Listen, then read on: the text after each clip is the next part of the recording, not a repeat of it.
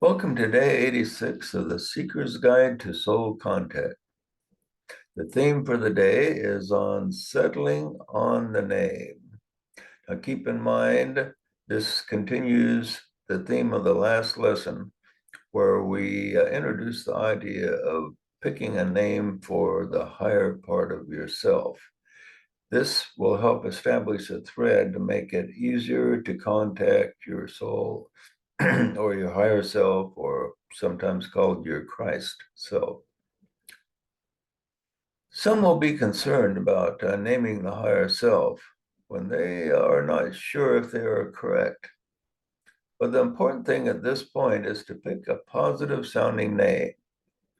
We are taking a step, and the step involves moving forward, which is more important than being assured you are 100% correct.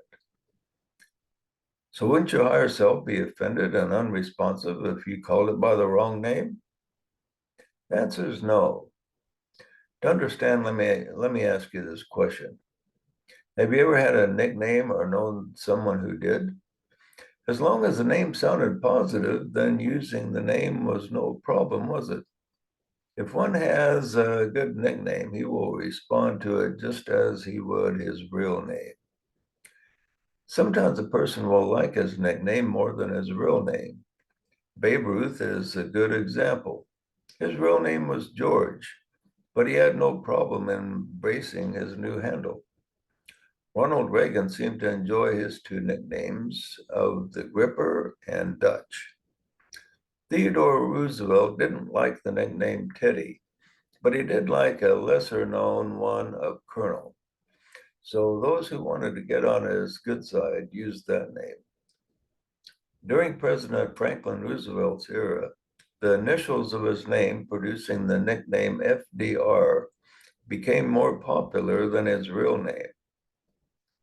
Many pop stars embrace nicknames, such as Bruce Springsteen has no problem being called the boss. Since a higher part of yourself is less subject to taking offense than you, then giving it a name will be no problem as long as the intention is positive. So if you have not received a name by inspiration and do not want to use your own, what should you call your higher self?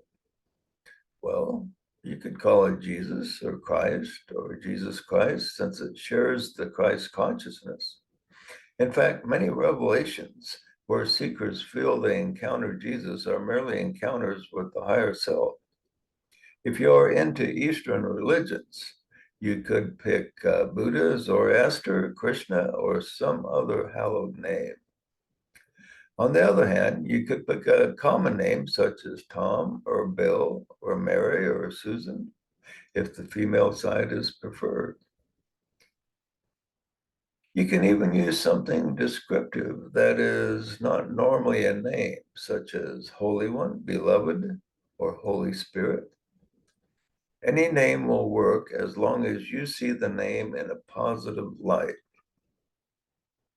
The important thing is to pick a name and start using it with the realization that this represents a higher part of yourself, which is linked to Christ, which is linked to God. That is your personal Christ who is willing to assist you in creating miracles in your life. So if you have not yet picked a name, do so now, and remember you can change your mind later if a better one comes along, or if the true name of your higher self is revealed to you. Do not change the name without a good reason, as the thought you will be placing on it is cumulative and creates an important reservoir of energy. Your assignment today is that once you have settled on a name, to repeat it approximately 100 times over the next day.